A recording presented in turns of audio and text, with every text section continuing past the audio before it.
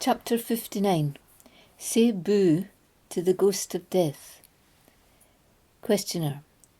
Maharaj, I wanted to ask you about death and dying. You don't really talk about death. Maharaj. There is no death, only for the body. Everyone wants to survive in the body, from the biggest animal to the tiniest insect. Why? Because they like the body. They enjoy the sweetness.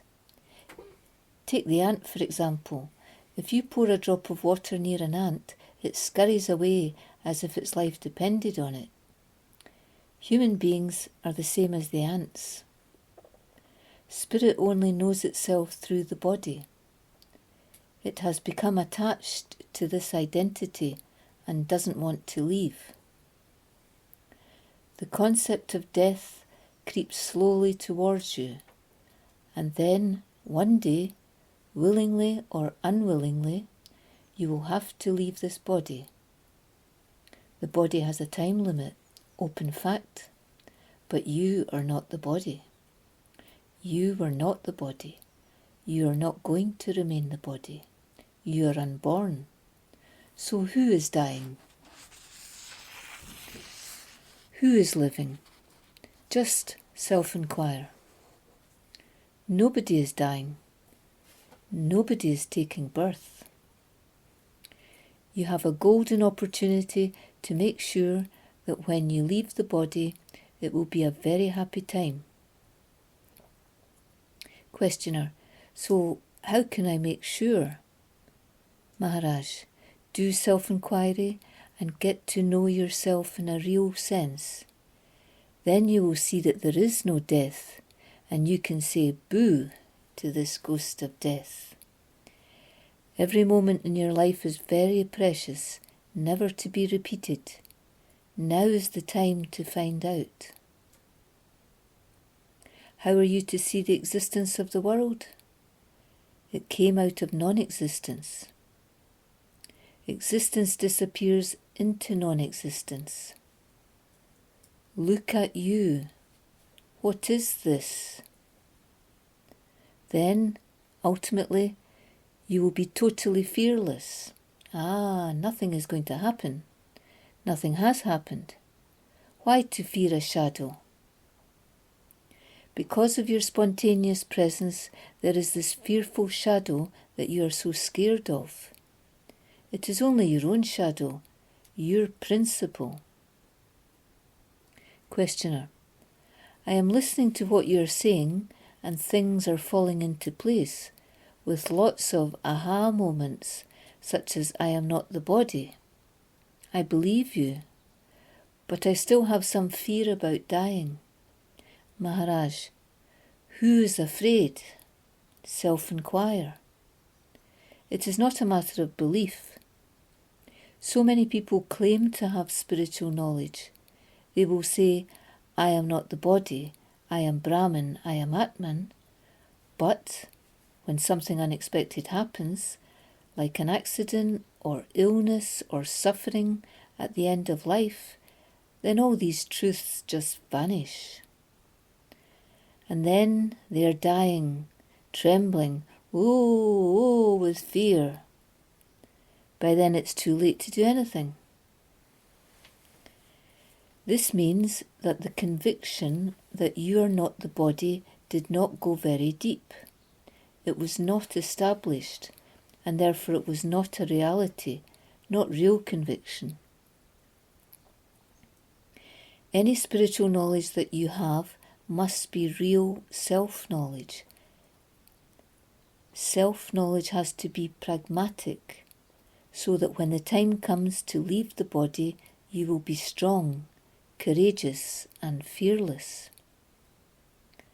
There must not be any body attachment left.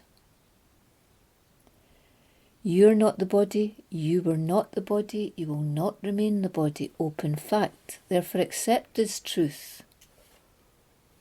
Questioner. It does take time to fully absorb and be accepted in a pragmatic way. Maharaj. Why time? There is no time. Was there time prior to beingness? You accept that you are a woman and that you were born in such and such a year. You count the years and say you have 50-something years old. You accept all this illusion. Then, when I share with you the knowledge shared with me by my master, you don't accept it. Think on your existence. Take a look. Contemplate. No one is thinking, just accepting everything blindly. If you are not the body, what are you? You are unborn. Make self-inquiry, and then you will find out that you are nothing to do with the body. Use discrimination. I repeat, this is not an idea, but the truth. You were never born, so how can you die? There is no birth and there is no death. When you know the reality, you will see that all your fears had no basis. They were built on false self-identifications, on body attachment, on illusion. But now you know better. There is a story of a boy called Nachiketa. He was full of curiosity and was a little bit naughty because he was always asking his father questions. There was no end to his questions. His father was a saintly person, something of a hermit, but his son was slowly driving him crazy with his persistent questions. At the end of his patience, the father asked Yama, the god of death, to come and take his son away. When Yama came, his father said, "Please, please take this boy away. He is harassing me, asking all these questions." Yama took him. On their way out, the boy started asking Yama a string of questions. He said, "So, you are the god of death. What do you mean by death? If you're taking the souls of all the ordinary people, who is going to take away your soul?"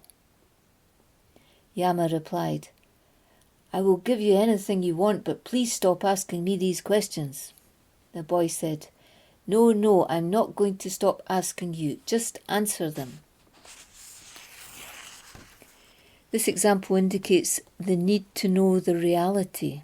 We are constantly asking questions about things which have not happened.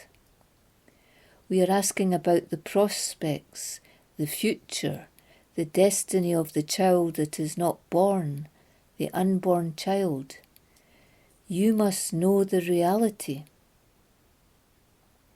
Your presence is silent, invisible, anonymous, unidentified. Your presence is the same now as it was prior to beingness. It will be the same after beingness. The only difference is that you are holding the body. You are the holder of the body, but you're not the body. You are the holder of the body, but you are not the body.